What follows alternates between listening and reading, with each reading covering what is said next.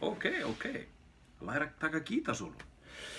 Við ætlum að spila í A. Ok. Og þá er langa einfaldast að byrja að læra pentatóníska tónstigann í A. Af því við ætlum að spila í A. Einmitt, ekki klúra þessu.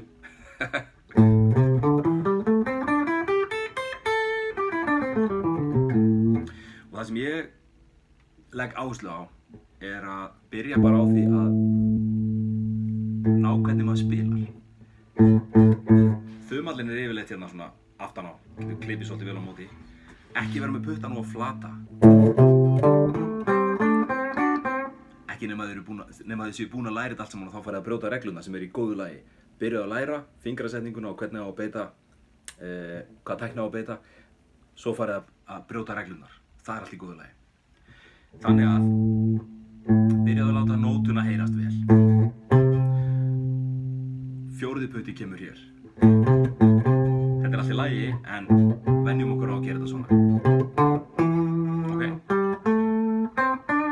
Alveg eins hérna. Og 1. og 4. putti. Ok, á 1. og 2. streng er sem sagt 1. og 4. putti og á 6. streng. Og þið getið fundið fullt af svona backing tracks á YouTube.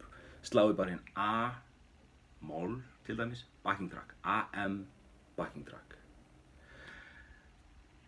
Ég get sett nokkur backing track inn í lýsinguna á þessu vídeo, þannig að þá getið þið fundið backing track sem að mögulega hentar ykkur í að spila yfir.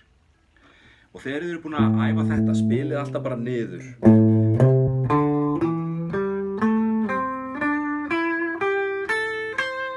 Þegar þið eru góðið í þessu, þá getið þið bara aðeins að hugsa að spila upp og niður.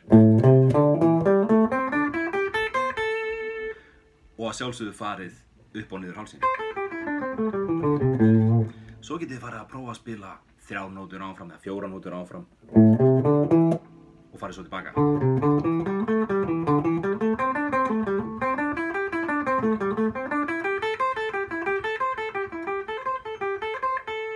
Allt þetta er rosalega góð þjálfun.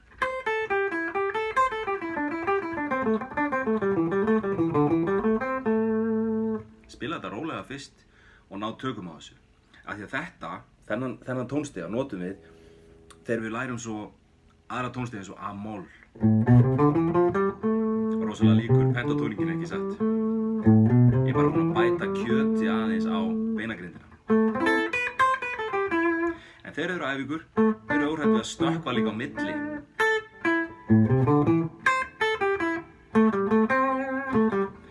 Varðandi hægri hendina, þá nota ég oft svona akkeri hérna. Ég set litla putta, stundum baugfingurinn líka. Stundum er segja löngutöngin ef ég er að spila mjög hratt til dæmis. Þá er ég svona búinn að búa mig til akkeri.